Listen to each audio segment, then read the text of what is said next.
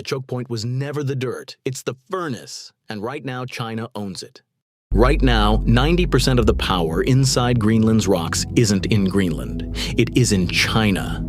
They dig the ore in the Arctic, they ship it across the Atlantic, and they hand it straight to Beijing. The West isn't securing a supply chain. It's digging a very expensive quarry for its own enemy.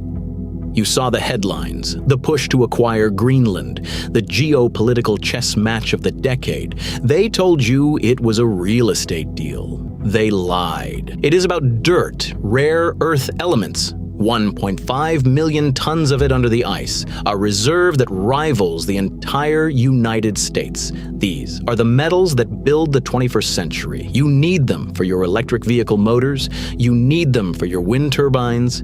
You need them to put an F-35 stealth fighter in the sky.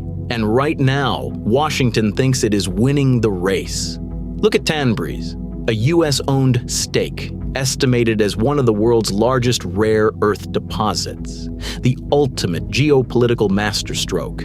Then look next door, Kvanefjeld, the third largest land deposit on Earth. You want to pull it out? You can't. A 2021 uranium ban by the Greenlandic government stopped it cold, stalled. The ore stays in the ice. The narrative is that owning the dirt is the same as wielding the power. This illusion is not new. Washington has always viewed this ice as a blank canvas for empire. 1953, the Thule relocation, 130 Inuit forced from their homes, moved 60 miles north to Kanak, all to clear ground for an American air base. 10 years later, they went deeper.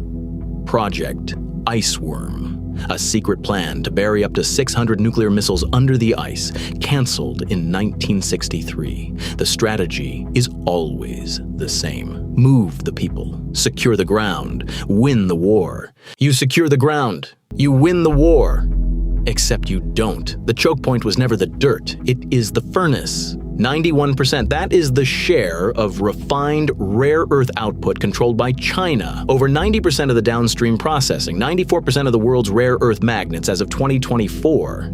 You buy the mine in Greenland, you dig up the rock, you hold a lock with no key. You cannot build a stealth jet with raw dirt. You have to melt it down. You have to separate the elements. And right now, only one nation has the infrastructure to do it at scale. Beijing doesn't care who owns the mine. They own the toll road. When they restrict exports, your multi-billion-dollar Greenland quarry becomes entirely worthless. The West spent decades outsourcing the most toxic stages of the supply chain. Now, the bill is due. So is anyone fighting back? Yes, one company, MP Materials, the only rare earth mine and processor of scale in America. In 2025, they did the unthinkable. They cut China off completely. They're building the first mine-to-magnet plant on U.S. soil in decades in Texas. It's real. It's brave. And it's roughly 1,000 tons of capacity against a rival that controls more than 90%. One furnace against 100. That's not a supply chain. That's a rounding error. Refining rare earths is a brutal, radioactive process. Go to the city of Baotou in Inner Mongolia. There's a lake there, man-made, holding roughly 70,000 tons of radioactive thorium, the byproduct of the world's rare earths. It sits in an unlined pit, seeping toward the Yellow River, drinking water for millions.